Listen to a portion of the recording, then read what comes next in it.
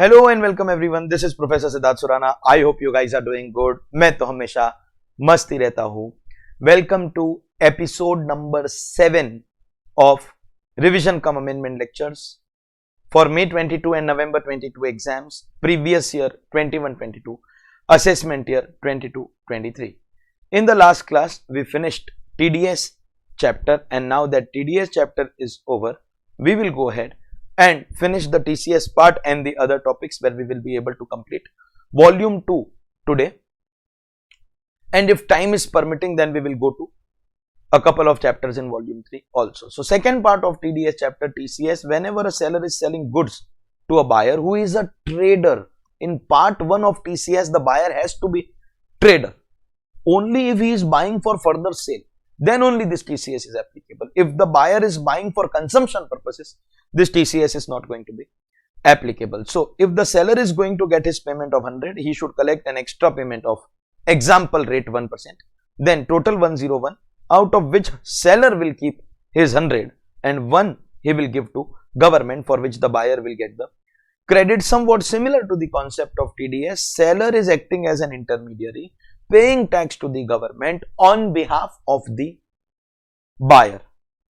Over there, payer was paying on behalf of payer, seller will pay on behalf of buyer, and all responsibility, collect from seller, pay to government, TCS return certificate will be on the seller. Just like over there, payer's responsibilities are put on the payer, here buyer's responsibilities are put on the seller.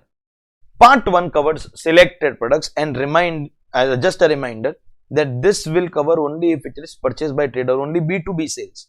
Consumer sales are not covered here. So, alcoholic liquor for human consumption, from manufacturer to wholesaler, wholesaler to distributor, distributor to retailer, there will be TCS of 1%. But retailer to customer, there will be no TCS. Tendu leaves, Zuba Kesari, tobacco leaves, 5% TCS. Timber, it's a type of wood, 2.5%. Any other forest product other than timber also, 2.5%. Any scrap generated out of mechanical wear and tear, 1%. And coal, lignite, iron ore, 3 minerals covered, 1% at the time of debit or receipt, whichever is earlier. TDS is credit or payment, whichever is earlier. This is debit or receipt, whichever is earlier. Who is the seller? Observe carefully. All person, excluding individual HUF, whose turnover last year was up to 1 crore in business or 50 lakh in profession. In other words, the payer of hot favorite sections are changed. All persons other than individual HUF only if covered under tax audit last year. The payer of Achij section is also the seller of part 1. We are under part 1.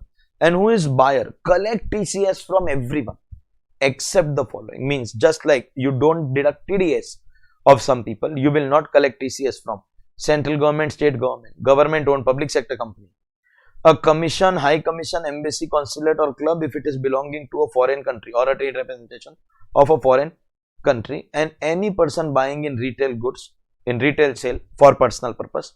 These people we will not collect TCS. All other cases TCS will be applicable.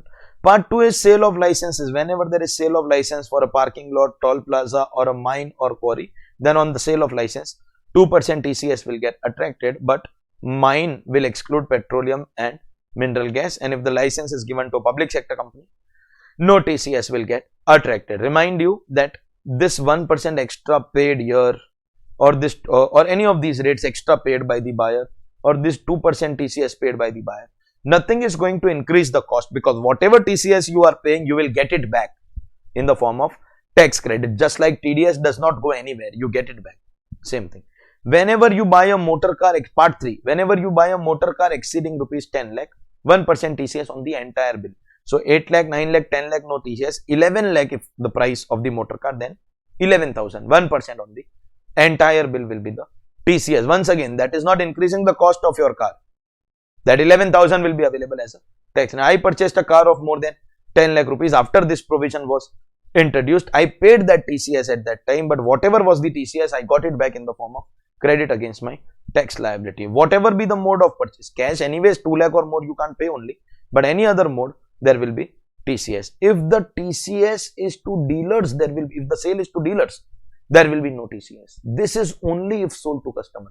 Sharply in contrast with part 1. Part 1 only B2B sales, B2C sales not covered, and here only B2C sales covered. B2B sales no TCS. B2B sales no TCS. Again, no TCS if the buyer same people, central government, state government, local commission, ML, same people, or public sector company in the business of carrying passengers. This TCS will come at the time of payment. In part 1 it was whichever is earlier, but here it will be only at the time of payment. Individual HUF will collect only if they fall in that same criteria. That means if the seller is company firm, they will always collect. If the seller is individual HUF, then only if last year turnover in business more than 1 crore and in profession more than 50 lakh. The limit of 10 lakh is per transaction. So if I buy 2 cars of 8 lakh rupees each, total is 16 lakh, but no TCS. It is per transaction. TCS, I believe, should come on second hand vehicle also. That's only my opinion. That's only my opinion. The TCS should come on second hand vehicle also. Because nowhere it has mentioned that it has to be new motor car. They said motor car. That's my opinion. My opinion. But there will be no TCS on two-wheeler. Two-wheeler can also come more than 2 lakh, more than 10 lakh. But they have mentioned car.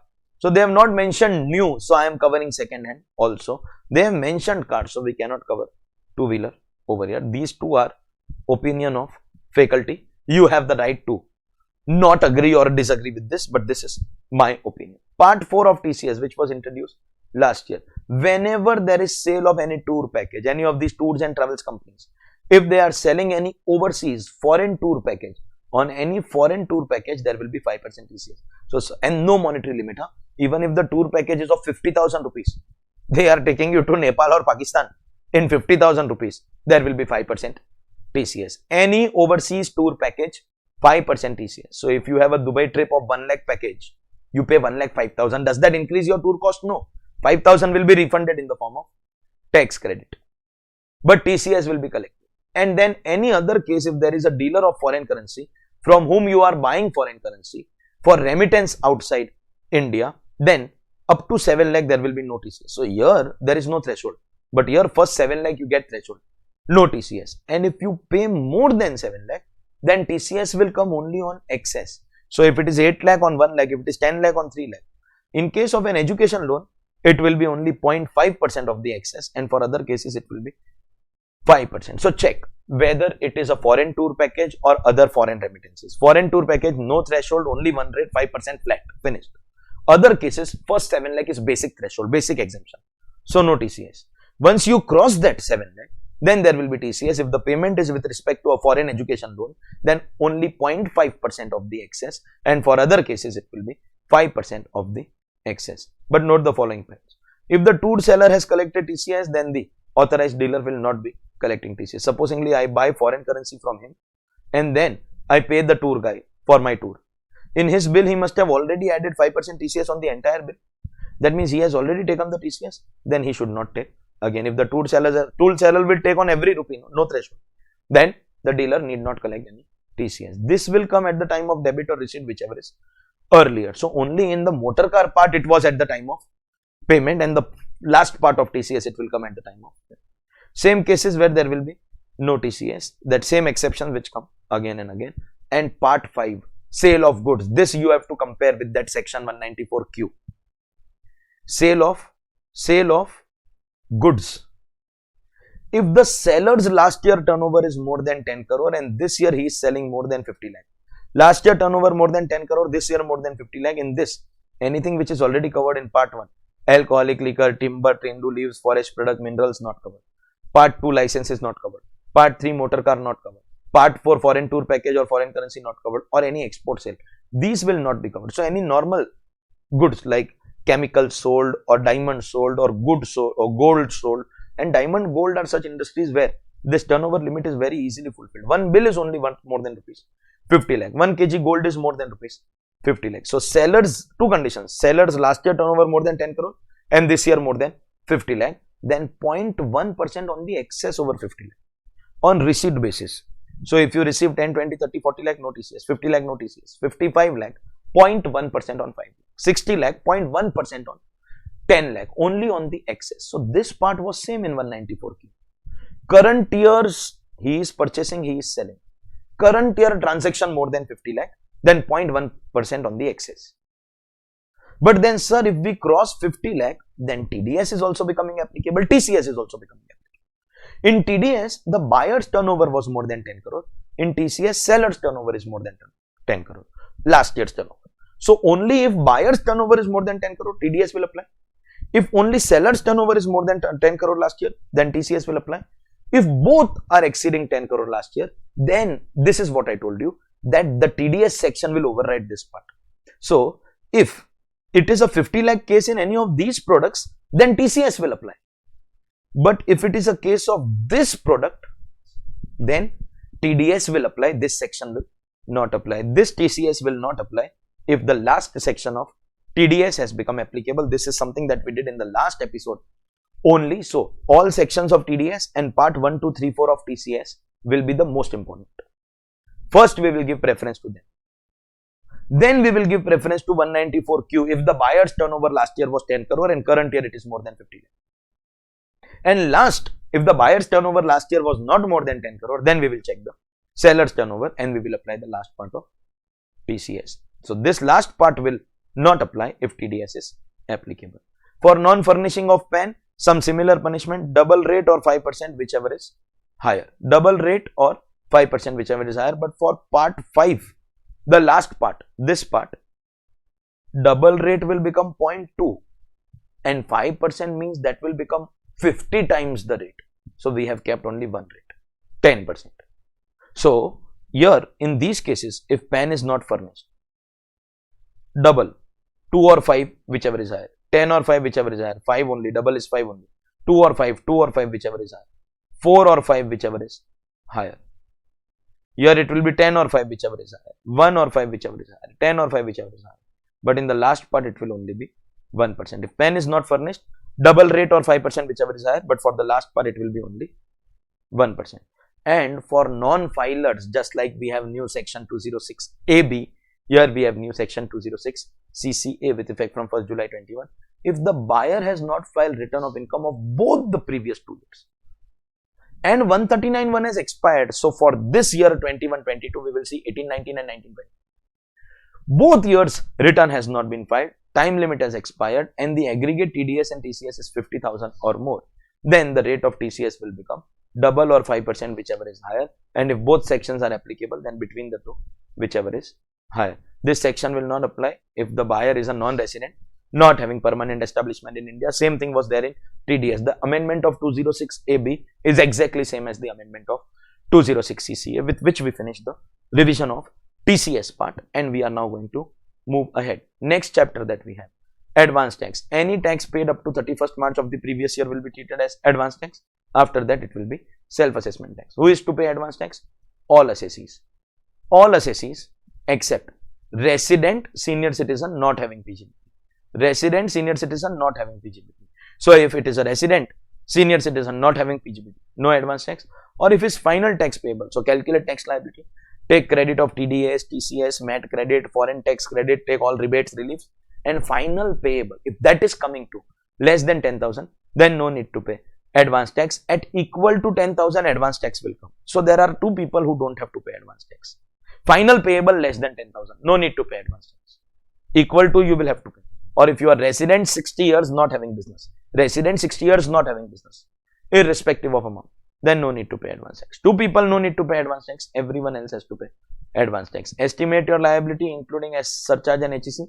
Take all this credit, that will give you your final payable. If as per this final payable is coming to 10,000 or more, then pay your advance tax. One thing is possible, that initially you estimate something else, but this final payable, when you find out at the end of the year, this actually came more than 10,000. So you should have paid, but you missed it.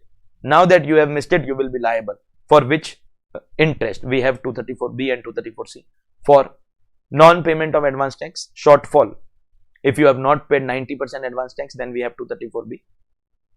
And if you have missed any of the installments, 4 installments, then it will be 234C. We'll discuss that. But the final payable, if this is 10,000 or more, then advance tax is payable. If you are resident 60 years not having business, then advance tax is not payable. And if this is 9999 or less, then not payable. Exact 10,000 also payable. So all assessees who are covered in 207, 208 should make an estimation and pay within the due dates of advance tax. What are the due dates? June, September, December, March. 4 due dates. June, September, December, March. Up to 15 June, 15% of advance tax liability. Up to 15 September, 45% of advance tax liability. Up to 15 December, 75% of advance tax liability. Up to 15 March, 100% of advance tax liability. But assessee is covered in presumptive taxation. 44 AD are supposed to pay only one installment of advance tax, that is 15th of March. After 15th March till 31st March, if you pay anything, that is treated as advance tax. Interest under 234B can be saved if you meet 90% criteria, but 234C will get attracted because you have missed 15th March. And if you pay after 31st March, then B and C both will get attracted. In other words, if you pay at least 90% advance tax till 31st March, rule is 100% till 15th March. But to save 234B, you can pay 90% instead of 100 and up to 31st March instead of 15th of March, and you will be granted immunity from 234B, though 234C will get attracted the moment you miss your due date of 15th of March. If there is failure, then you will be assessing in default. AO can initiate recovery proceeding, and whatever advance tax you pay, you will be eligible to get credit of the advance tax that you have paid. That was our chapter called advance tax. Let's go ahead. Next chapter that we have, interest under 234 A, B, C. Only 234 D we cover in the next chapter. Otherwise, E, F, G, E and F and G already we have seen. E is fees for late filing of TDS return, 200 per day, maximum equal to the TDS amount. F is fees for late income tax return. If income is up to 5 lakh, then 1000, more than 5 lakh, then 5000, 10,000 fees is eliminated. And if a trust, company, research association, college, institution does not file the information about the donors on time, just like in TDS, we have to do 200 rupees per day, maximum to the extent of amount in default. So EFG is fees, we have already finished. D is interest on excess refund, which we will do in the next chapter refund. We will primarily cover 234 ABC. Assessee is going to pay it to the government. Principal, rate, time, three things we need. Principal will be amount of tax. Rate all throughout the chapter, 1% per month or part of a month. 234 A and B will be computed on assessed tax, but 234 C will be computed on the return tax. This I told you next chapter, and these three we have already discussed and we have already revised right now also. Now with effect from AY 22-23, we have a small amendment. You have to intimate your Aadhaar number, that is link your PAN and Aadhaar. If it is not intimated within the prescribed that date, like a football has been continuously extended, maybe by the time in your next birth when you complete CA, till that time that date will be extended only. But finally, if you do not intimate your Aadhaar, then there will be fees of maximum rupees. They'll prescribe it, but maximum rupees 1000. It won't be more than that. Now let's talk about 234A. Delay in filing return of income within 139 due date or response to 148 notice, which is asking you to file return of income. The principal will be the tax, rate will be 1% per month or part of a month. The start date of interest will be date after the due date. So if your July is due date, then 1st August. If October due date, 1st November. November due date, then 1st December. And end will be, if you file, it will stop, or there will be best judgment, or there will be payment, Supreme Court judgment. Dr. Pranay Roy, if self-assessment tax is paid, it will be reduced from tax, and that is why we will take the tax outstanding. And what about the return that is to be filed in response to the notice? Extra tax in the order. Now only 147 order will be passed, 153A is deleted. So only 147 order at 1% per month or part of a month. Time given in the notice will expire from the next day of that, and filing, baja or date of payment, whichever is earlier. So end date is same only. Start date will be the next day after time gets over. So here the time given in the section will get over, and here the time given in the notice will get over. Rate is same only, and both places principal will be tax. 234B. First part, failure to pay 90% advance tax. See, duty is 100% you have to pay till 31st March, 15th March, but if we pay 90 also, there will be no interest. We give you 10% error margin. So if you don't pay 100, you pay 90, no interest. But if you pay 89, then entire 11% shortfall will have interest. Pay 90% advance tax, no interest. Pay 89% advance tax, then interest will come on 11%. Failure to pay at least 90% advance tax. Kya bola? Failure to pay at least 90% advance tax, then interest will come on the entire shortfall. Failure to pay at least 90% advance tax, entire shortfall 1% per month or part of month, starting from first day of relevant event. Why? Because last date to save yourself is 31st March. 15th March, if you miss, 234C is going to come, but for 234B, last date is 31st March. So first day of the relevant assessment year till, if you make payment, then payment, or otherwise passing of order, whichever is earlier.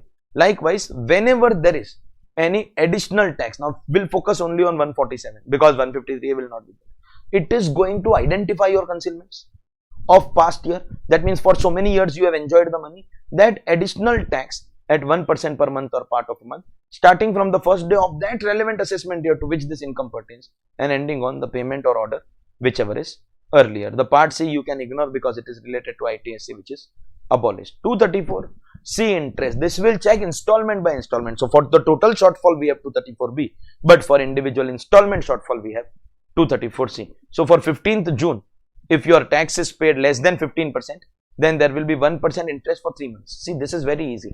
Shortfall 1% 3 months. Principal will be shortfall. Rate will be 1%. Period will be 3 months. If you pay on 16th June also, it will be treated as 15th September. If you pay on 16th September, it will be treated as 15th December. If you pay on 16th December, it will be treated as 15th of March. So shortfall 1% 3.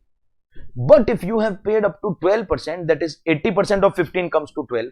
Then no, just like in 234B, you have to pay 100. But even if you pay 90, no interest, here you have to pay 15. But even if you pay 12, no interest. Here we give you 80% allowance. That means 20% shortfall will be allowed. So if you pay 12 also, there will be no interest. But if you pay 11, then entire shortfall 1% 3 months. 15 September, you have to pay 45%. But again, we will give you 20% error margin. So if you paid 80% of 45, that is 36% of total, then no interest. But if you pay 35%, then entire 10% will be your shortfall, 1% for 3 months. So same thing, here also you get 80% window, here also you get 80% window. But from 15th December onwards, if there is 1 rupee shortfall also, that will also attract 1% interest for 3 months. So June installment, up to 12 paid, no interest. Less than 12 paid, then there will be interest. September installment, up to 36 paid, no interest, but less than 36 paid, there will be interest. But in December and March, 1 rupee shortfall also, 1% interest. Shortfall will be your principal in all the 4 cases. Rate will be 1% in all the 4 cases. Period will be 3 months. 3 months, 3 months. But this is important. In the last one, it is 16 to 31st March, then previous year will get over. So because it is only 16 days, we will count it only as 1 month. So what is 234C? Shortfall 1% 3, shortfall 1% 3, shortfall 1% 3, shortfall 1% 1. And in that first 2 installments, if for your liability you have paid 80% also, 15 ka 12 and 45 ka 36, then there will be no interest. And what about assessees who are covered under presumptive taxation? Do we know that only this last installment is applicable? The first 3 are not applicable only to them. So if only the last calculation, shortfall 1%, 1 month, shortfall 1%, 1 month, only the last calculation will be applicable. The first 3 are not applicable to them only. 234C is computed on returned income. We already saw this. 80% window, that is 80% of 15 equal to 12 on June and 80% of 45 equal to 36 on September is available, but only in the first 2 installments. Only in the first 2 installments. For 15th March, be careful. Only 1 month. So in first 2 installments, if you don't check 80%, you will go wrong.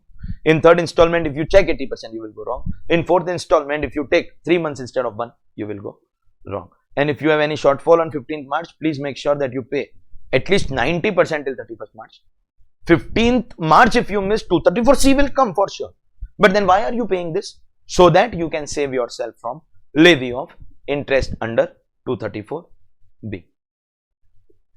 If the incomes are in the form of capital gain, casual winning, PGBP which you are earning for the first time, or as per an amendment dividend income, then these are sudden surprising incomes. Capital gain, we suddenly sell our asset. Casual winning is sudden. First time business is same as gambling. If you are doing business for the first time, it is nothing less than gambling. First time business. And dividend income also under the control of the company. If the shortfall is due to these amounts, then in that case, what we will do is, on that installment, there will be no 234C. For example, I earn capital gain on 1st December. By that time, my June and September installment was over. So that capital gain tax will not be taken to compute 15% and 45% of June and September. But on 15th December, I have earned my capital gain, so I am aware of that. Then my full tax will be taken. So whichever installment is over before these incomes, for those installments, we will not take tax of these incomes to find out your shortfall for 234C purposes. Any interest paid by the assessee, no deduction. Interest received is taxable, but interest paid is disallowed, and income will be rounded off normally to nearest multiple of 100, but here normally to nearest multiple of 10, but here we have to calculate 1%, no? So we will take it to the nearest multiple of 100. CCIT and DGIT can reduce or waive your interest subject to certain conditions. You will be assessee deemed to be in default, so that if you have a demand notice and you don't pay within 30 days, you are assessee deemed to be in default, and for that also there will be an interest from the 31st day, 1% per month or part of a month till the date of payment. So whatever you pay on the 30 days, during the 30 days period, there will be no interest. Supposingly demand notice of 5 lakh, 30 days time.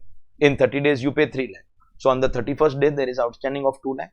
On that 1% interest from the 31st day till the time you make the payment, it will get attracted. And if you are assessed in default, there will be penalty also. That's our chapter 234 A, B and C. Let's go ahead. Refund. Everybody wants it. Milega kisi ko nahi. When assessee satisfies the AO that taxes paid are more than payable. Taxes paid are more than payable. The taxes paid by me are more than the taxes payable. Then I am going to be eligible to get some refund. I will be getting refund. Who will get refund? The assessee who paid tax. But two exceptions. In case of representative assessee, it will be given to the representative, whether it is legal heir or representative or guardian or liquidator. And in case of clubbing, the person in whose hands the income got clubbed. So minor child bank FD, TDS got deducted. FD interest clubbed in the hands of parent. So refund of TDS will also be given to the parent. You will get your refund only if you claim, and the claim of refund can be made only by filing of ROI. Earlier, we were allowed to file an online form also. But now that facility is cancelled, now you can claim your refund only and only by way of filing of ROI. There is no other way in which your refund can be claimed. If refund is due to appeal, then no need to claim, because the fact that you have fought an appeal automatically means that you have claimed your refund. But remember two things. First, if the appellate authority sets aside the original assessment and directs for fresh assessment, this power is given to the CIT and ITAT. Then you will have to wait for the fresh assessment. Only after fresh assessment is complete. And if the appellate authority annuls, annulment power is given to CIT, appeals and ITAT. That means the assessment is declared as void ab initio. You will get only the excess tax paid, not the entire tax. Any amount that you have voluntarily accepted as your liability, that amount is not going to be refunded. Only the excess will be refunded. Supreme Court judgment, name of the assessee, Shelley Products. If the AO is issuing you intimation, but he is sure that he wants to do scrutiny, then he can take approval of CIT or principal CIT and give you the intimation, but withhold the refund. He can withhold the refund so that he knows that he is going to do scrutiny. So later there will be recovery, so he can withhold. Very important to note, this chapter is only to claim refund. So your refund is already decided. You just have to claim it. This chapter cannot be to modify your liability. This is not an appeal or a revision chapter or a reference chapter. You can only claim refund which is validly accepted. That's it. And you will get interest also on that refund. When government will give you your refund, they will give you interest. Interest on refund means principal, of course, will be the refund amount. Look at how bad they are. When they charge interest, they charge at 1% per month. But when they will pay you interest, they will pay only 0.5% per month or part of a month. If the refund is arising due to advance tax, TDS, TCS, all these payments go to the government during the previous year.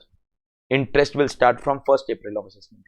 But if it is due to self-assessment tax, then interest will start from payment. So taxes during the previous year, 1st April of assessment year, and taxes after the previous year, then from the date of payment. But Jaitley ji in his days played very smart here. He said, if you file your return on time, I will give you the return, I will give you the interest from this date. But if you file belated return, then I will give you from date of filing. Imagine, this is previous year, 21-22. In this year, advance tax, TDS, everything was paid. Then in the assessment year, you file your return. Supposingly July is your due date. If you file your return on July before the due date, then you get interest from 1st April from this date. And if you miss your due date, you file a belated return, then your interest will start from here. That means this full period interest will be lost. If you file on time, then 1st April of assessment year.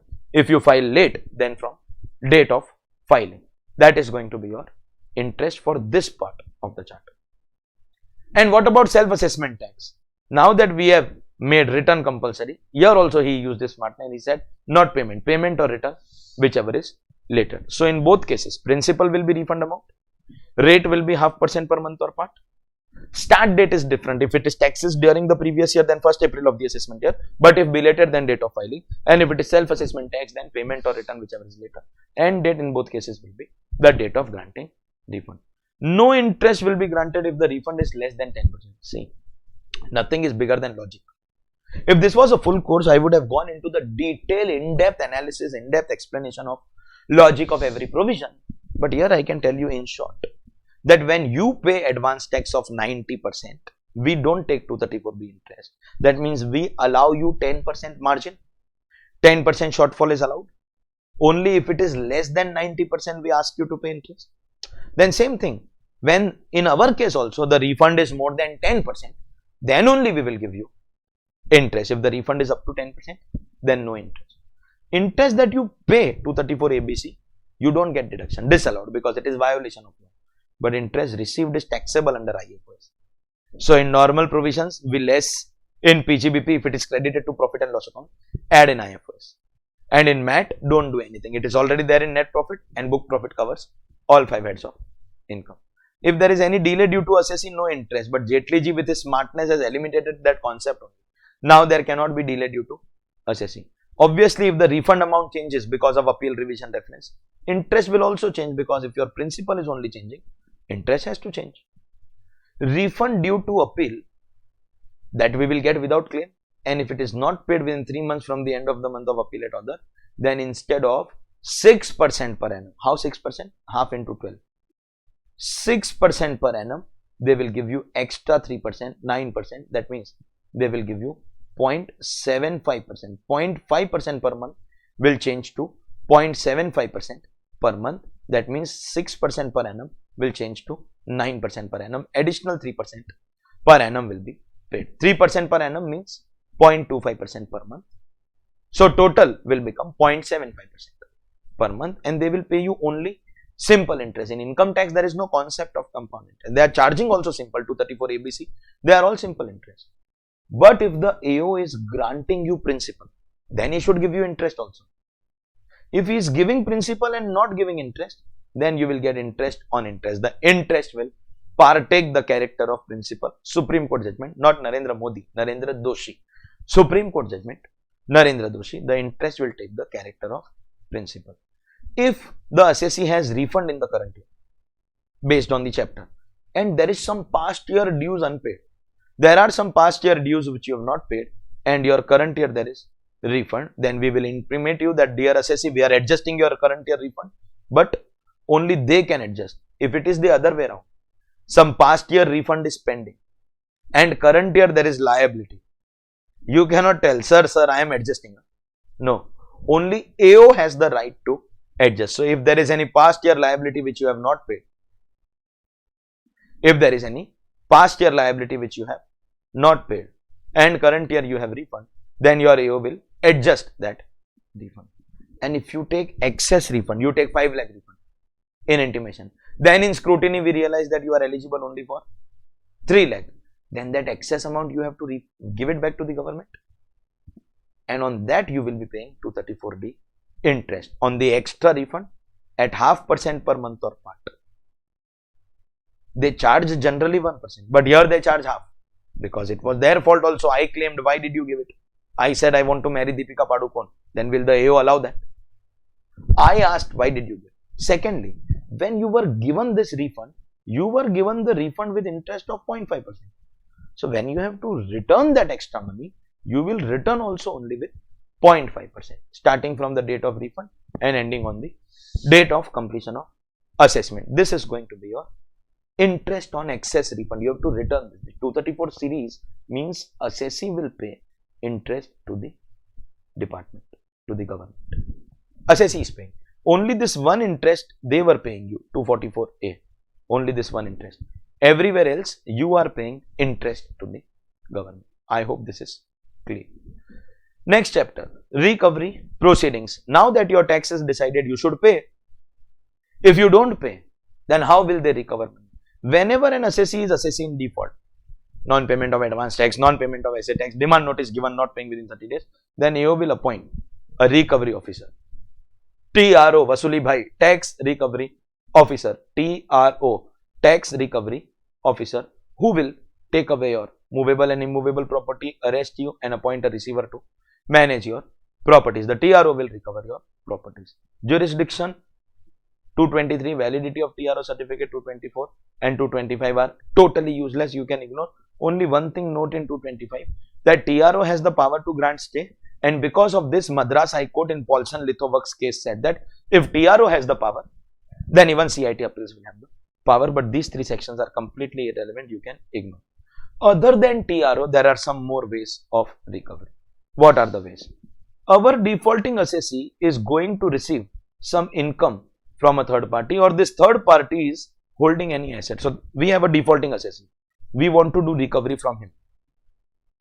One option is directly send TRO to his house, movable, immovable property and all. Other option is we will approach his source. This person is paying him any income or holding his asset. The AO can approach this person for recovery of money. The AO can send a direct recovery TRO or indirect recovery through your sources. What amount can the AO ask from you? The AO can ask for the amount that I have to recover. See, AO has to recover from this person, or third party is paying this person. Out of the two, whichever is lower, the dues to be recovered by AO from the defaulting assessee or the defaulting assessee by the third party. For example, tax dues are 5 lakh, but he is paying, third party is paying only 3 lakh. So we can ask only 3 lakh. We cannot ask him to pay full time. Why will he pay from his own pocket? And supposingly tax dues are 3 lakh and third party is paying 5 lakh. So we will take only 3 lakh because we are interested only in our liability. So AO's collection from defaulting assessee or third party's liability towards defaulting assessee, whichever is lower. If third party helps the AO, then you will be absolved. We will give you legal protection. He will never be allowed to file a case against you for recovery. If you help the department, we will never file a case against you and you don't have to pay anything to the defaulting assessee. But if the third party does not help the department, we are not requesting you. We are telling you that you have to pay us. It is not a request. If the third party pays the defaulting assessee, then the third party will become assessee in default, and against the third party we will do the 222 recovery, TRO recovery. 226 is not allowed. We cannot approach his source, fourth party. Then we cannot approach it. We cannot make a chain here. So if this third party does not help the department, we can do recovery only under section 222. We cannot do recovery under 226. But the third party will be held as assessee in default. And if the third party denies liability, it is possible that AO has got wrong information. We will investigate. If it is true, then no problem. But if it is false, then the third party will be treated as assessee in default. If this turns out to be false, then the third party will be treated as assessee in default. And once again, 222 TRO recovery will be done, not 226. We can take help of state government also. State government will recover as arrears of land revenue. We can take help of foreign government also only if we have a DTAA or TIEA. The way we are recovering tax is the same way in which we will recover interest and penalty also. Any person who is from outside India, domiciled outside India, and you come to India for earning purposes. An outsider is coming to India for earning purposes, then before leaving, you will need ITC. IPCC is gone. ITCC, Income Tax Clearance Certificate. Any person from outside India who is coming to India for earning, before leaving, you will need Income Tax Clearance Certificate. Either you pay your dues and your AO will give you that. It's like a no objection certificate. Or generally for non-residents, the payer will deduct TDS.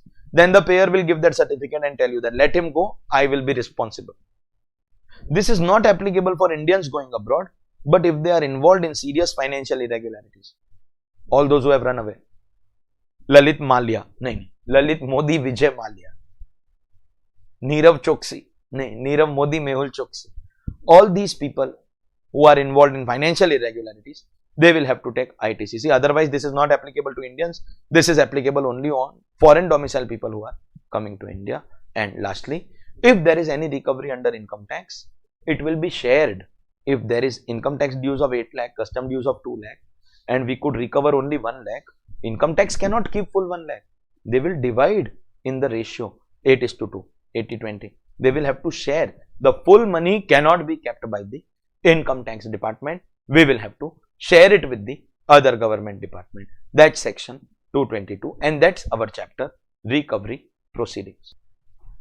Let's go ahead to the all important chapter, one of the most important chapters of international tax, transfer pricing. Whenever you do manipulation of pricing, you have two organizations, one falling in high tax zone, other falling in low tax zone. They can be different countries, so different tax rates. In the same country also, in India also, it is possible. One of your companies is having some tax benefits, some chapter 6A deduction eligibility, SEZ deduction, and other company is a normal company. And if there is any trading between these two organizations, will purposely manipulate and show more profits where there is less tax. So in different countries, wherever the rate of tax is lower, you will show more profits there. Or in the same country, if there is one eligible company, one in the same country, if there is one eligible, one ineligible, you will show more profits in the eligible company, so that you can take the benefit. To give you an example, XYZ group purchases in India and sells in Dubai. XYZ, there is a group which has got two companies, X Limited in India, X Incorporation in Dubai. The purchase price of Indian market is 100, then we sell it to another company, Y Limited, we get profit of 20. So in India there will be tax, but here there is no profit. But on paper what we do is, we sell it, we manipulate this price, we sell it to our related party X Incorporation in Dubai at cost price of 100. Accordingly, what happens is, we eliminate the profit from India and now we show the profit in Dubai. So observe, earlier also 20 profit, now also 20 profit. But instead of showing the profit in India, we are now showing it in Dubai, and we save tax in India. Dubai, there is no income tax. So by manipulating only this internal pricing, they are escaping the levy of tax, and this was done by a lot of multinational corporations. And thus section 92, which says any income or expense arising out of an international transaction or a specified domestic transaction, income or expense, it could have been the other way around, purchased from Dubai at a higher price. So income or expense, it can be international transaction, India Dubai example, or domestic, specified domestic transaction, SEZ example. Between two associated enterprises, manipulation is possible only when both enterprises are associated. If I was dealing with any unrelated party, I will not sell at my cost price only to save tax. Best idea, save tax. How? Don't earn profit. Wow. Wow. Not earning is not the solution to save tax. Here you have kept your income same and you have reduced your tax liability. That is the manipulation that we are talking about. And thus we will compute their price at arm's length price, in simple language, the market price. In other words, at what price you will sell to an unrelated party in Dubai 120, that price will be taken for your transaction with related party, and that price will be called arm's length price. To give you information about some points to be noted, X is selling to related at 100 and unrelated at 120. So the income will increase by 20 because for tax purposes we will take it at the market value, but Y will not get extra purchase deduction. When Y will claim 100 ka deduction and we are changing the sales of X, increasing the income of X, Y ka expense will not increase. The income of one enterprise will increase, but the expense of the other price will not increase. When we are adding it in the income of X, so X ke income mein we are adding this 20. From this 20 there will be no deduction. From the original amount of 100 there will be deduction, but from the addition of 20 there will be no deduction. From the original amount of 100 there will be deduction, but from the addition there will be no deduction. And if it is the other way around, we are selling to related at 120 and unrelated at 100, that means you should apply this price over here. If applying the provisions of transfer pricing reduces tax liability, then transfer pricing not applicable. If applying the provisions of transfer pricing reduce the tax liability, then it will not be applicable. You will have to maintain data, document, information. Non-maintenance will attract 2% penalty. Non-furnishing will attract 2% penalty. You will have to furnish CA report. Failure will attract 1 lakh rupees flat penalty. AO has the power to determine the arm's length price. If you do not furnish your data document information, then how will we compute the arm's length price? Obviously, the AO will determine. The AO can take help of TPO, just like we take help of valuation officer for valuation of asset. For computation of arm's length price, we can take help of TPO, and only if the TPO was appointed, there will be 12 months extra for passing order under assessment procedure. That extra 12 months is not available in all cases. Only if TPO was appointed. There will be certain cases which will be defined in safe harbor rules. If the assessee opts for those safe harbor rules, they are recently notified, but they are yet to be kept anywhere in portion. So if you declare this much percentage net margin, we will accept your arm's length price without any debate, dispute or discussion. You can also enter into something called an advanced pricing agreement before doing transaction. Similar to AAR, the assessee will enter into an agreement with department which will be approved by central government. This agreement will be applicable for the current year, past 4 years and future. So current year plus next 4 years. Current year plus next 4 years. 5 years will be the validity. But if you want to apply for past years, past year is called rollback. Rollback means we want to apply transfer pricing, advanced pricing agreement for past years also. It will apply only if the following conditions are fulfilled. So if in these past years the tax is falling down, reducing because of APA not applicable. If in these years you had filed belated ROI, then APA not applicable. If in these years your assessment was subject matter of appeal with ITAT, so ITAT becomes an external body, then not applicable. So return has to be filed on time, it should not be subject matter of appeal, and tax liability should not reduce because of APA. Then only in past years you will get APA. So what is validity of APA? Current year plus future 4, total 5. Past 4 is optional and which will be available only if tax should not reduce, return should be on time, not belated, and the assessment should not be subject matter of appeal at ITAT. APA will be applicable only if the law and the facts remain same. If the law changes or your manner of doing business changes, then the APA shall become inapplicable. If you do fraud or misrepresentation, of course it will be declared as void ab initio. If your return was already filed, then change your return and make it according to APA. If order is already passed, especially for the past years, it will be passed, then rectify it. This is rectification due to future event, because when it was passed, it was right. Now it has become an erroneous order. So we will give effect to APA by changing our returns and changing our orders. Next, secondary adjustment. If there is primary adjustment, then secondary adjustment compulsory. Sir, what is primary adjustment? Transfer pricing impact in your entity. Because of transfer pricing, your income is increasing. Mind you, it can only increase. If it reduces, then transfer pricing is not applicable. So because of transfer pricing, what is the increase in your income? It can be because of 92 computation section. It can be because of any of these sections, because of APA, because of safe harbor rules, because of TPO being appointed. That adjustment in your income will be called primary adjustment. And now you make secondary adjustment, that is adjust your books of accounts, and in your books of accounts make that adjustment so that there is no difference in tax and books because of transfer pricing. But the stupidity here is you have to make this adjustment in your own books and also in the books of your associated enterprise. Own books as well as books of associated enterprise. Own books are under your control. Associated enterprise books are not under your control. But they are saying make adjustment in both books, your books and associated enterprise. Not just that, repatriate that money within 90 days from 139 one due date. That's 30th November. Make adjustment in their books and repatriate, receive that money. And failure will be treated as a loan given to associated enterprise. Failure will be treated as a loan given to associated enterprise, and notional interest will be added in your income. The amount not repatriated within this much time will be treated as a loan given to your associated enterprise, and the notional interest will be added in your income. If the transaction is in INR, we will take the annual SBI rate on 1st April of previous year plus 3.25%. And if the transaction in foreign currency, 6-month LIBOR on 30th September plus 3%. So observe the difference. INR Forex. INR Forex. In INR we take SBI rate, in Forex we take LIBOR. SBI LIBOR. Second, SBI rate on 1st April, LIBOR on 30th September. Third, we will add 3.25% in SBI rate.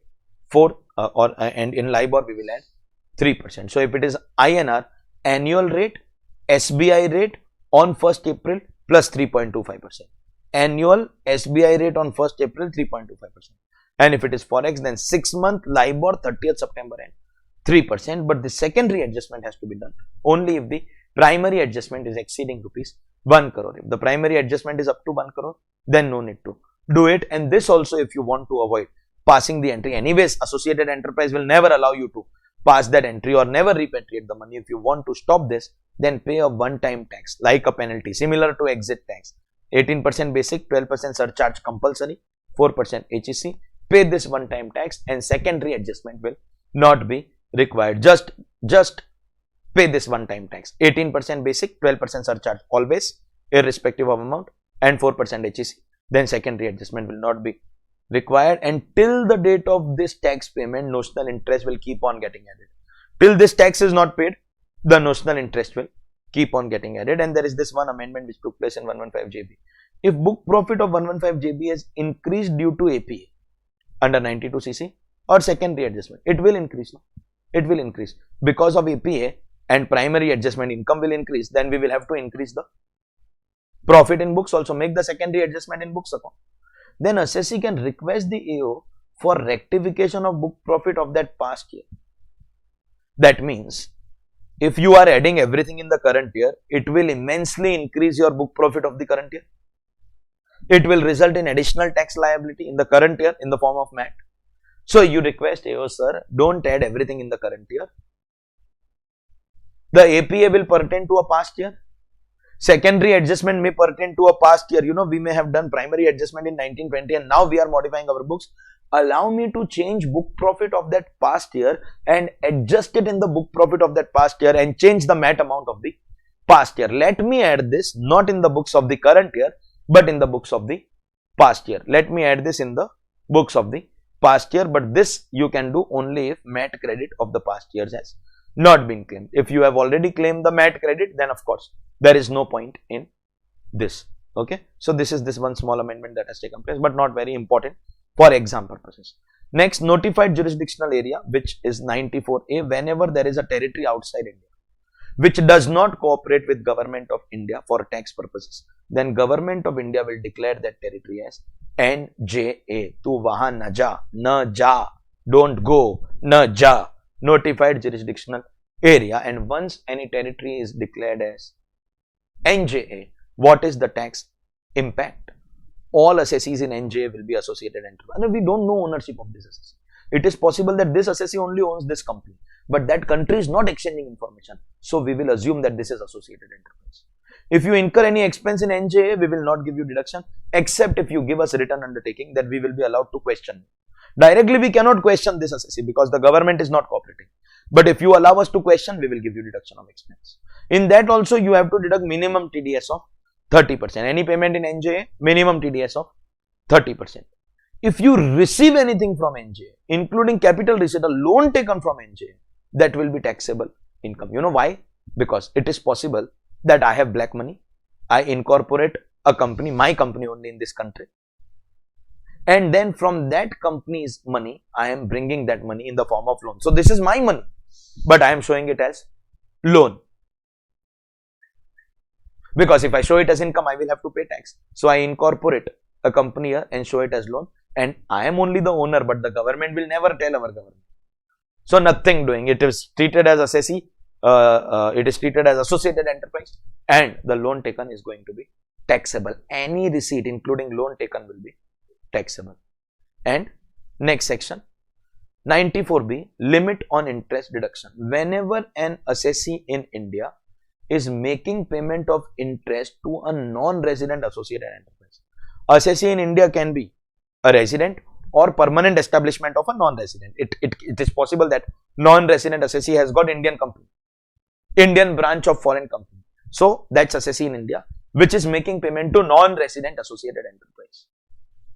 Non-resident associated enterprise. Then the maximum deduction will be 30% of EBITDA. Assessee in India making payment of interest to non-resident associated enterprise, maximum deduction will be 30% of EBITDA. Even if you pay interest to a third party, now third party is not my associated enterprise, but our associated enterprise has given loan or guarantee to this third party. So if I directly pay to my associated enterprise,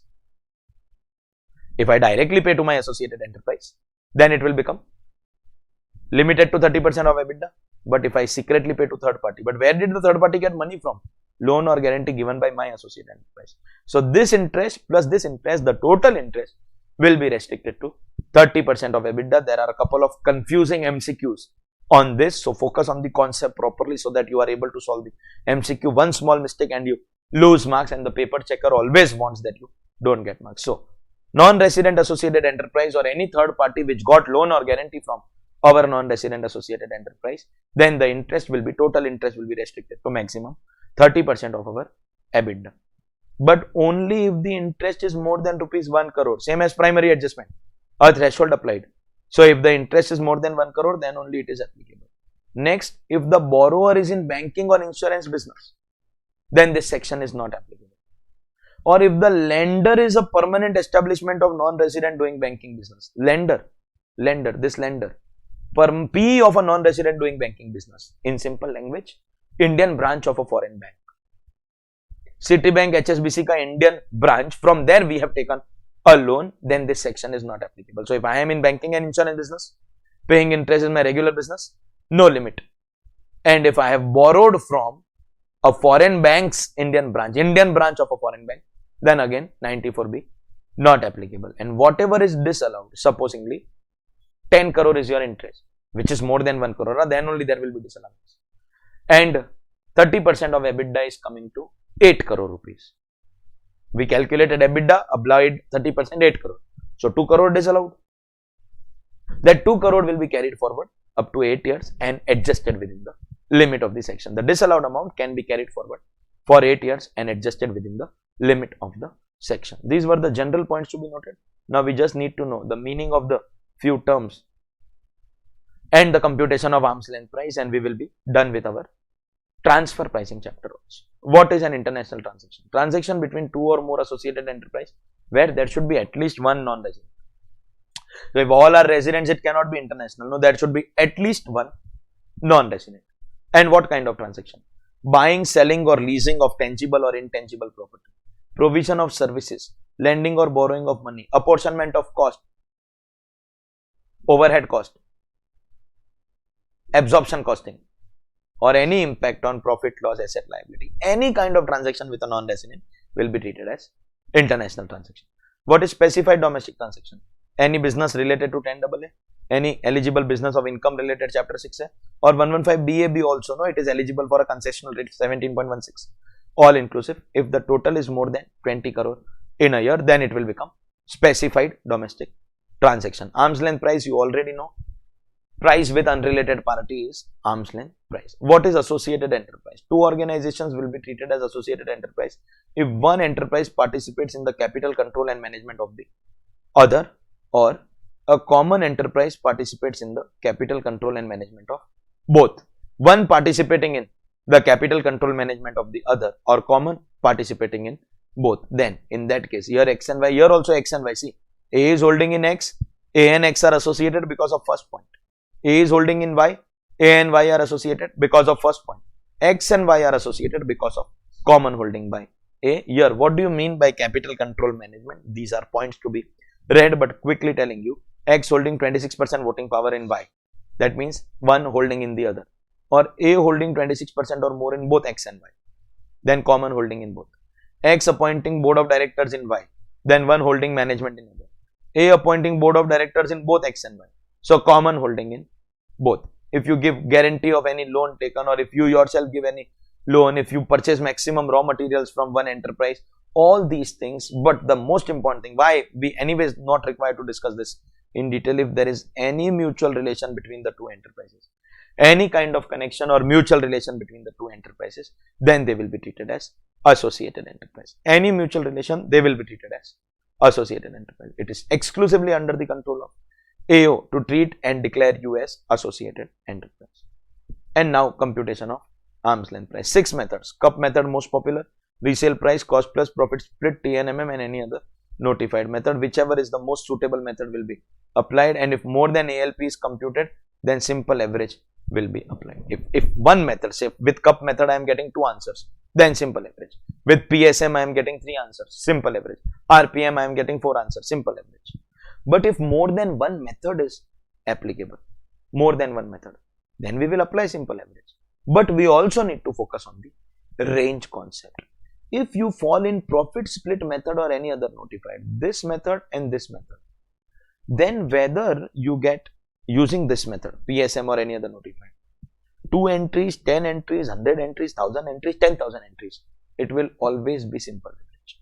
Profit split method and any other notified, always simple average irrespective of number of entries. Always simple average irrespective of number of entries. But for the other 4 methods, if you have 6 or more entries, then you will have to apply the range concept. That means, first of all, when will simple average apply? PSM and any other notified, unlimited number of entries. Cup method, RPM, CPM, TNMM, if it is less than 6, 0 to 5 entries, simple entries, simple average, 0 to 5 entries, simple average. But if it is 6 entries or more under these methods, 6 entries or more under these methods, 6 entries or more under these methods, then you will apply the range concept. How to apply range concept? Arrange the entries in the ascending order. So the entries may be jumbled, no? Arrange in ascending order. Say supposingly we have 7 entries, so arrange them in ascending order.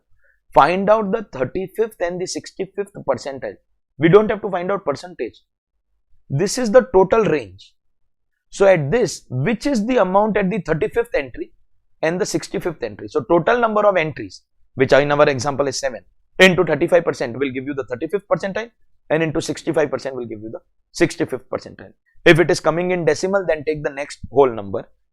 Say 7 into 35% is coming as decimal, so take the next whole number. And if it is coming as a whole number, then take that number and the next number ka simple average. For example, we have 7 entries, 20, 32, 35, 38, 40, 42, 44. 7 entries. Okay. So our range is of 7. Apply 35% of 7. I'll explain 35, 65 will become same, exactly same. Apply 35% of 7. Okay. So what do you get as 7 ka 35%? What do you get?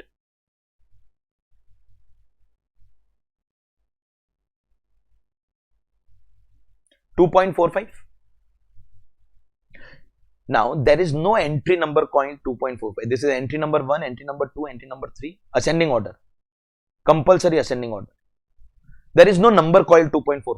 So you take the next number, this number, number 3. Likewise, if you apply the 65%, what do you get? 4.55.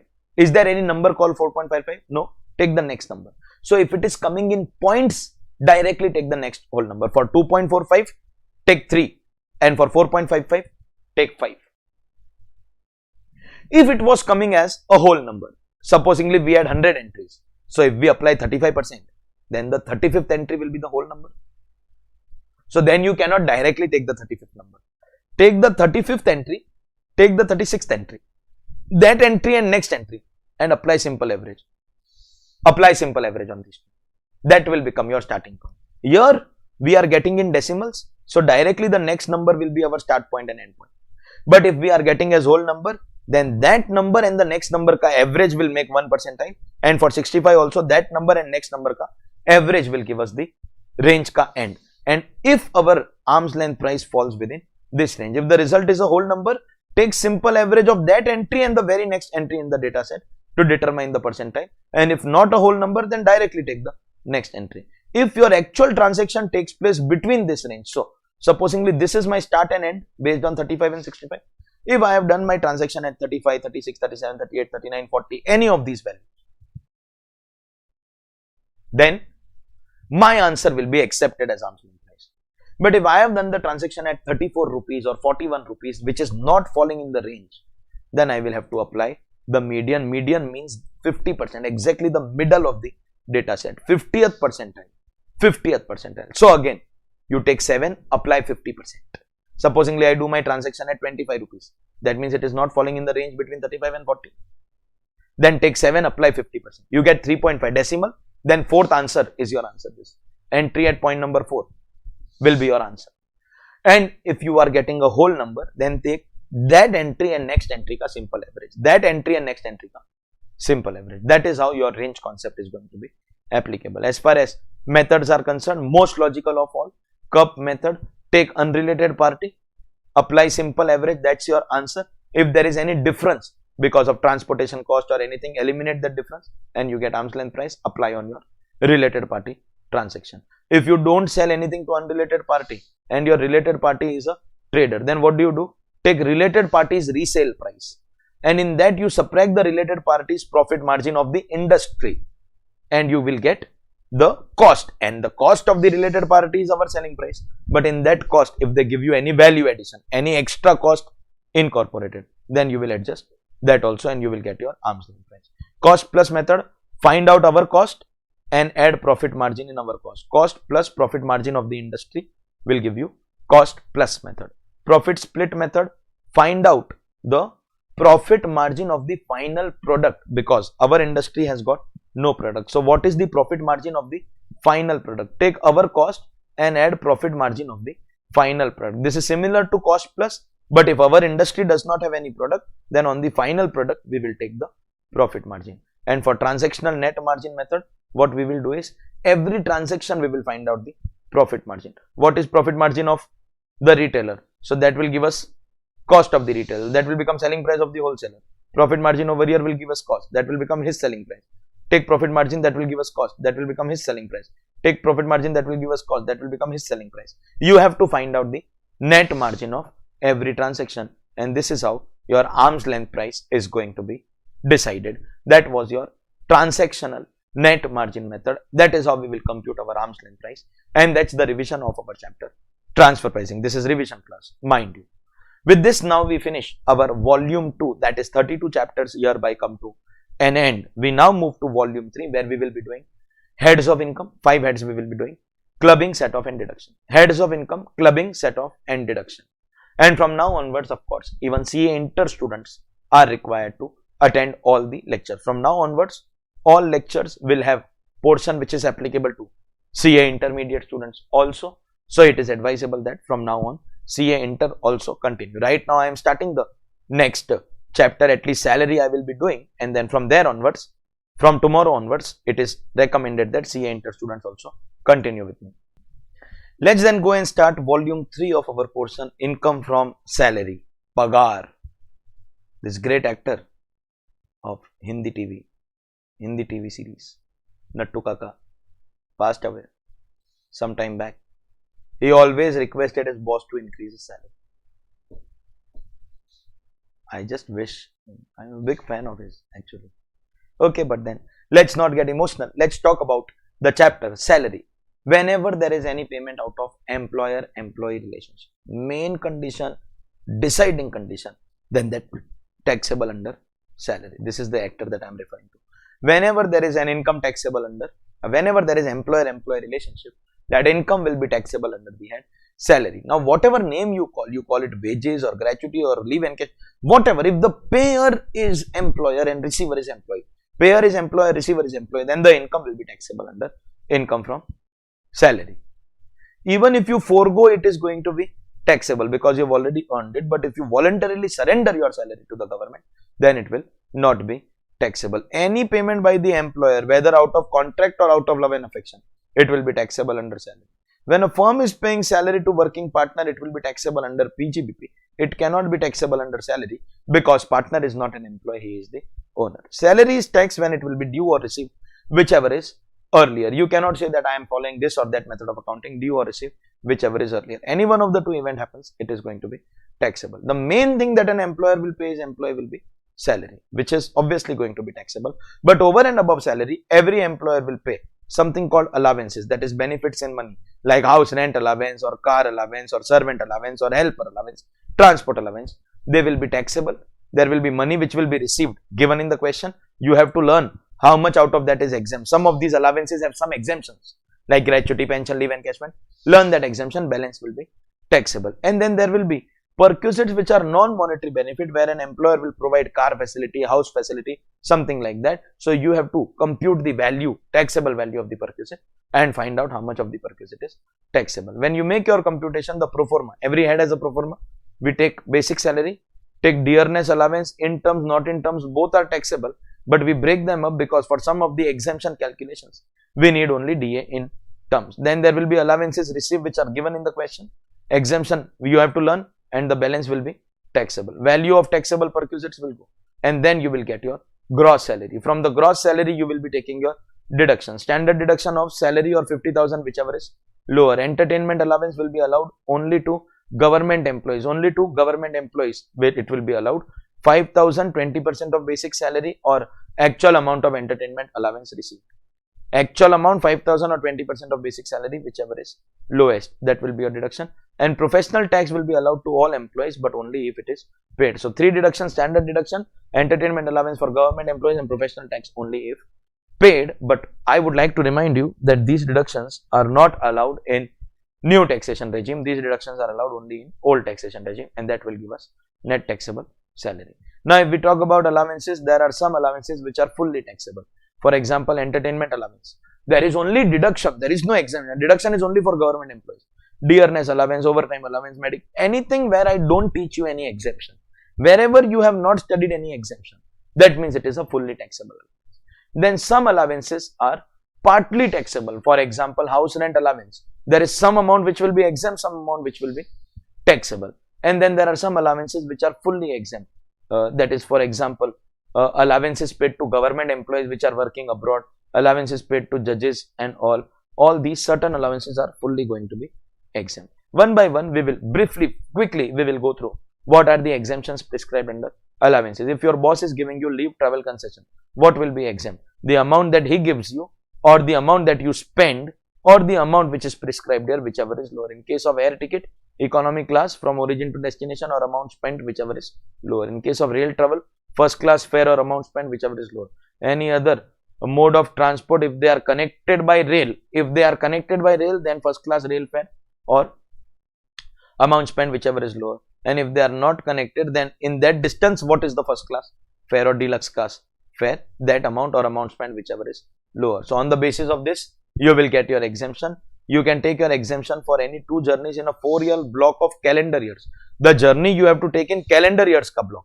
So normally we follow financial year system, but the exemption can be taken twice in 4-year calendars.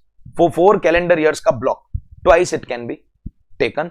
And if you don't take the 2 exemptions in the 4-year block, then one of them you can carry forward to the next block, but that has to be utilized in the first year of the next block. So if you take only 1 exemption, then 1 you can carry forward to the next block, but in the first year you have to take it. If you don't take any, then only 1 you can carry forward. Family will include self, spouse and children, dependent parents and siblings. Spouse and children will always be covered. Parents and sibling will be only if dependent. If your children are born before 1/10/98, all children ka amount spent you can take. But if children are born after 1/10/98, then only 2 children will be allowed. After 1/10/98, only 2 children. Before ka all, and after ka only 2 children will be allowed. But if the second child is a multiple birth, means first child after 1/10/98 allowed, second child was allowed, you tried for the second child and it was twins, triplets, you were not aware, no?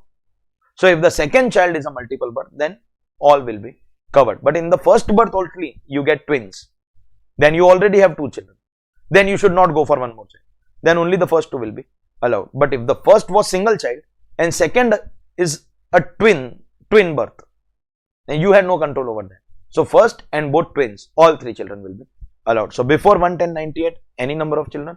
After 1/10/98, maximum 2. But if the second birth is a multiple birth, then all will be covered. Exemption of gratuity. During service, fully taxable. At retirement, if it's government employee, fully exempt. If it is non-government employee, then you have to check actual gratuity received and 20 lakh. These 2 are same. And the third limit, if you are covered under Payment of Gratuity Act, then 15/26 into last drawn salary, where salary will cover basic plus DA in terms, DA both, DA in terms and not in terms both. For Payment of Gratuity Act, it will cover both, and completed years of service or part exceeding 6 months. For people not covered under gratuity, 20 lakh is the maximum notified over lifetime. Actual gratuity, half month salary for each completed year of service. Part will be ignored and your half will be 1/2. And for this purpose, salary will be basic, DA in terms and fixed percentage commission of turnover, and that also we will take average of last 10 months before the month of retirement. In case of pension, if you receive periodic uncommuted monthly pension, then it will be fully taxable, and if you receive lump sum, then for government employees it will be fully exempt. For non-government employees, we will see those who have received gratuity will get 1/3 of their commuted value as exempt, and those who have not received gratuity will get half of their commuted value as exempt.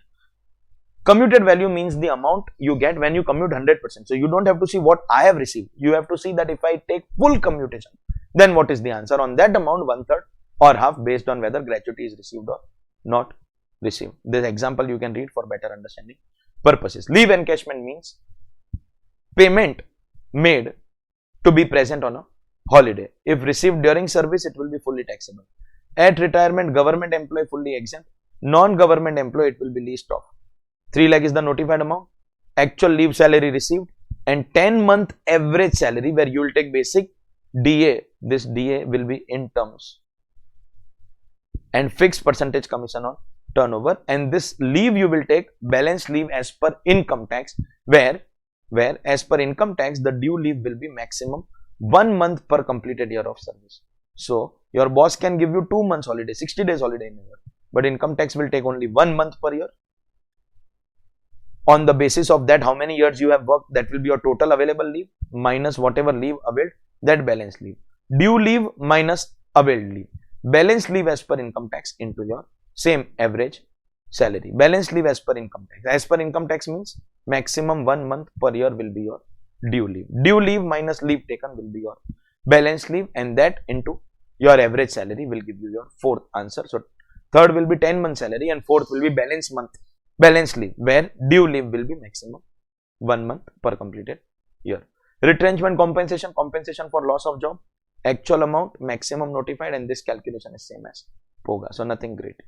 VRS payment, again list of the following: actual amount, maximum notified 5 lakh, 3 months salary for each completed year of service, or salary into balance months for superannuation. Superannuation means normal retirement age, and if it is not given, you will take 60 years, but make sure you take in months. So if they give you 55 years age, so 5 years you don't take, you take 5 into 12, 60 months, because you're multiplying by monthly salary. You will take the last drawn basic DA in terms and fixed percentage commission. But there are conditions.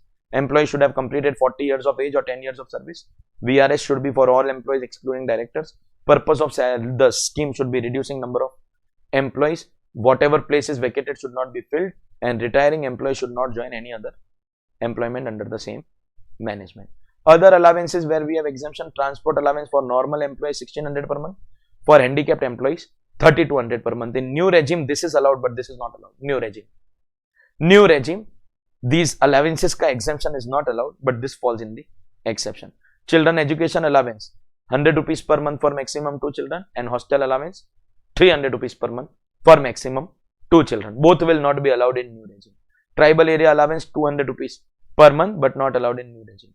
Tour travel transfer allowance, conveyance allowance, helper allowance, academic pursuit allowance, whatever is the amount spent for office work, that will be exempt. There is no amount given, amount spent for office work, and thus in these cases you were allowed this even in the new regime, because your boss is sending you somewhere to work, he will give you the expenses, so this will be allowed even in the new regime. Conveyance also for office duties allowed for new regime. Then provident funds, we contribute for our future. 4 types of provident fund: for government employees statutory provident fund, for private sector recognized and unrecognized, and for non-employees public provident fund. When you yourself contribute, here you get, first it is 80 employer contribution, my bad. When you yourself contribute, I'll explain this first. Then for this statutory provident fund you will get ATC, RPF will get ATC, PPF you will get ATC, URPF unrecognized provident fund is the only provident fund where ATC deduction is not available. For the other 3 you get. When your employer contributes, here it will be not applicable because this is non-employees, there is no employer. Here it will be exempt. Here your exemption will be only up to 12% of your salary. Here it will be exempt now, but we all know that at the time of maturity full amount will be taxable. Then when there is interest credited, again SPF fully exempt, PPF fully exempt. Here it is exempt right now, but at maturity it will be taxable. And here interest up to rate of 9.5% per annum will be exempt. Balance interest will be taxable. Finally, when you receive your lump sum on maturity, see SPF, PPF is completely tax free. So fully exempt. RPF, poor guy has taken limited exemption, 12% on employer contribution, 9.5% on interest. So here it will be exempt. What are the conditions? Completed 5 years or transferred balance from one employer to other and completed 5 years, or seizure of employer business, any other genuine reason, then exempt. Otherwise, it will be treated as unrecognized provident fund and everything will be taxable. Only the employee's contribution that is coming back will not be taxable because you did not take ATC. Therefore, your money which you contribute and you are getting back, that will not be taxable because you did not take ATC. The employer's contribution will be taxable. Employer's contribution and interest on that contribution will be taxable under salary, and interest on employee's contribution will be IFRS. 4 contributions you are getting back. Self contribution, employer contribution, interest on both. Self contribution you did not take ATC, so it will not be taxable. But interest on your contribution will be taxable under IFRS. And employer contribution and interest on that, both of them will be taxable under salary. This is the tax treatment of provident funds. House rent allowance, we get exemption under 1013A. Exemption will be list of the following. Actual HRA received, 50% of salary for a house which is in metro cities, Mumbai, Chennai, Delhi, Calcutta, or 40% of salary in other places, and rent paid minus 10% of salary. Salary will be basic plus DA in terms, fixed percentage of commission on turnover, and we will take salary only of that period where you had taken the house on rent. Only of that period for which you had taken the house on rent. If salary, place of house, HRA and rent, they change during the year, then you have to do calculation month by month. Otherwise, you can do annual calculation. Superannuation fund, exempt up to 1,50,000, excess will be taxable and interest is going to be fully exempt. And when employee contributes, employee also gets ATC. So, own contribution ATC, employer contribution exempt up to 1,50,000 and interest will be exempt. But RPF, that is recognized provident fund, NPS, that is notified pension scheme, and superannuation fund, the total benefit that you can take in all these three will be 750. If the benefit taken by you is more than 750, then the excess will be taxable. The maximum benefit will be up to 750. This takes us to the perquisites part of the chapter. Perquisites are over and above salary, which are non-monetary. So, general rule will be whatever expense employer has incurred. If employer is giving you house or car, that means must have paid somewhere. That is your savings. That's your perquisite.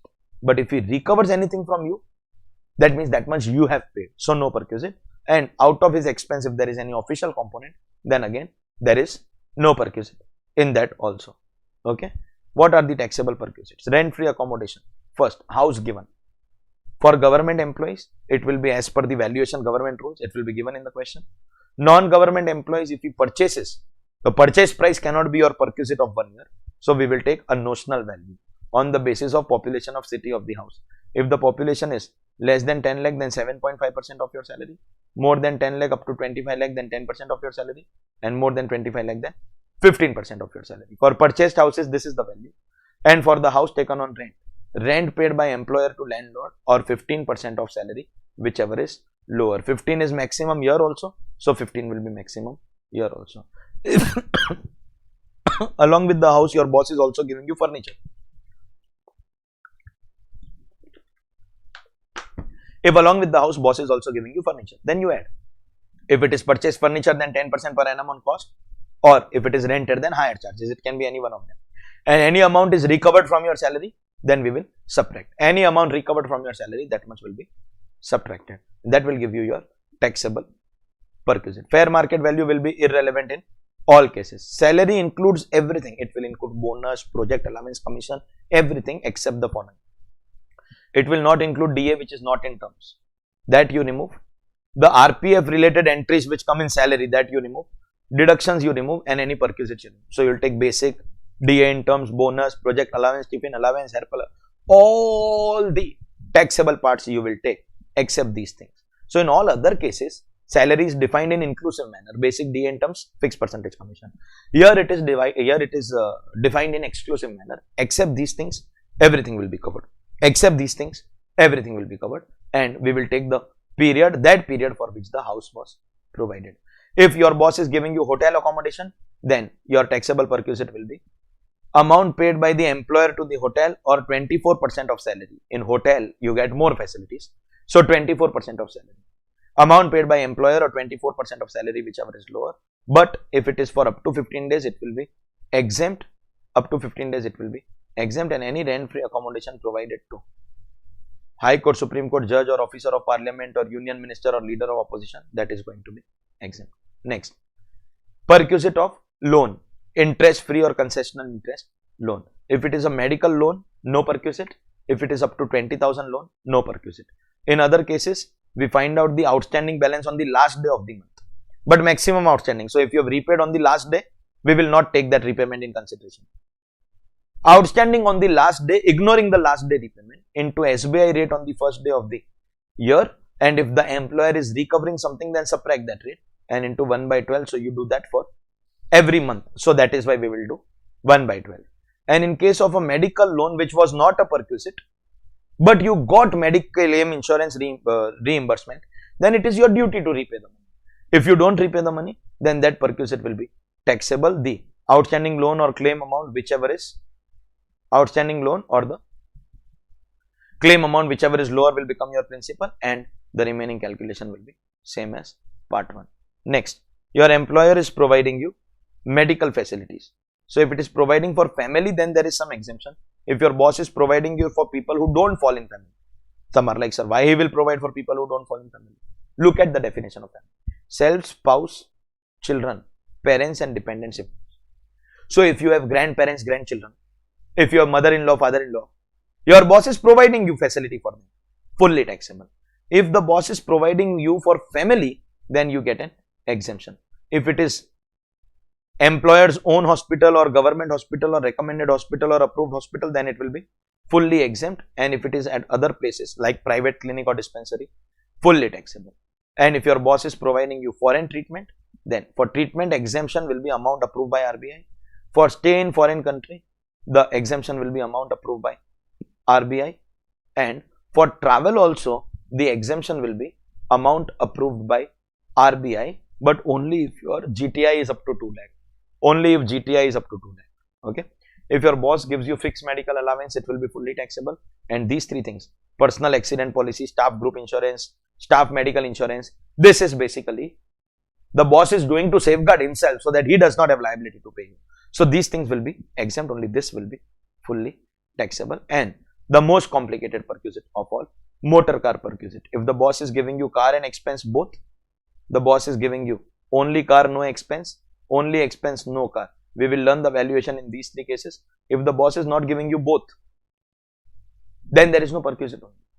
Okay. If it is wholly official, it is no perquisite because official purpose. If it is wholly personal, then for car we will take 10% of cost or higher charges, actual expense total, and anything recovered will be subtracted. But if it is partly official, partly personal, then for car plus expenses we will take, for small car up to 1600 cc, 1800 per month, and for big car more than 1600 cc, 2400 per month. And if driver is provided, then we will take 900 per month for driver also. That will give you taxable perquisite. In notional figure, we don't subtract amount recovered. We subtract amount recovered only in actual figure. We don't subtract that in notional figure. Case 2, car is provided. This time expenses are not provided. But again, if it is official, then there is no perquisite. If it is personal, we will take the value of car same as last time. Expenses are 0, and from the total we will subtract recovery because these are actual charges. But when it is partly official, partly personal, we will take notional. For the car, expenses he is not providing. For the car, we will take 600 and 900 per month. And for driver, if he is providing driver, then 900 and 900. This will be taxable. Recovery will not be subtracted. Recovery is subtracted only under actual, not subtracted under notional. And finally, if the boss is giving you only expenses, he is not giving you car, he is giving you only expenses. Again, wholly official, not taxable. Wholly personal, this time car is not there, but expenses are there. These are actual expenses, so recovery will be subtracted. And if it is partly official, partly personal, then pay attention. First, we will take the actual expense total. The actual expense total cannot be taken because there will be some official part also. Official part will be subtracted on a notional basis. For car and expenses, 1800 and 2400. For driver, 900 and 900. After subtracting these expenses from the total, we will subtract recovery because we have taken actual expenses here. We will subtract recovery, and that will give us our taxable perquisite. Wholly official perquisite will be 0 in all the cases, but for that you have to first take certificate from employer that I have not allowed any personal use, and second, maintain details of all the journeys, origin, destination, route, mileage, etc. Only one car can be taken in the partly category. More than one car will be classified as wholly personal, and accordingly calculation will take place. If the boss is selling you movable asset at a nominal price, So first we will find out the value on the date of transfer. How will you find out? For computers and electronic item, original cost minus 50% WDV depreciation. For motor car, original cost minus 20% WDV. And for other assets like furniture and all, we will take original cost and 10% SLM. After you take this cost and subtract the depreciation, you will get the value on the date of transfer. This is the value of the asset that the boss is giving, and just see if there is any recovery, if we are charging him anything, if we are giving him an old car but deducting something from his salary. So deduct that recovery, balance will be taxable. If your boss is giving you a free or subsidized meal, then up to 50 rupees per meal is exempt. Any amount recovered is of course exempt. And if the boss is providing only snacks and non-alcoholic beverages during office hours, then it is fully exempt. No 50 rupees, nahi, fully exempt. If the boss is giving you gift, the gift will be fully taxable if it is more than rupees 5,000. If it is up to 5,000, then it will be exempt. If he is giving you movable asset only for usage, not selling you, ownership is not being transferred, these assets will be fully exempt, because this mostly he will give for his own work only. Other assets, say he is giving you a bike for using, something like that. So we will take purchase price and 10% will be the usage charges on original cost, and if it is taken on rent, then we will take actual hire charges, subtract the amount recovered, that will give you your taxable perquisite. These are the important perquisite that we have already covered, and you focus only on rent free accommodation, loan perquisite, medical and motor car. The others are very easy. वैसे भी this chapter was mainly discussed for intermediate students. Final students will have to now attend from house property onwards till the rest of the portion. Salary discussion we have stopped doing in final altogether, because they have not asked for 10 years. Whatever discussion I did was only to facilitate intermediate student, but of course final students can also watch the lecture so that they get an idea about what this is. So we have covered, I think, good number of chapters. TCS we finished, advanced tax, interest, refund, recovery proceedings, transfer pricing, salary. 7 chapters we have finished. I know that it is only 1.5 hours, but to give you a little breathing time, a little breather, today I am ending the lecture at this time, and we have very little left. So in the next 2 episodes we are going to complete. One episode if we complete house property, PGBP and little capital gain, then remaining we will complete balance capital gain, other sources, clubbing, set of deduction. Next 2 episodes we are definitely finishing our revision lectures in episode number 8 and 9. So all the students who have these queries, sir, how many episodes? I mean, your first episode you start asking, how many? Have some patience in life. Okay. So in episode number 9, we are going to complete our revision cum amendments, and then immediately we will move to MCQs season 3. Be ready. Thank you for watching. Have a good night, please. Bye bye. Shabba khair. Good night. Take care. Sweet dreams. Bye.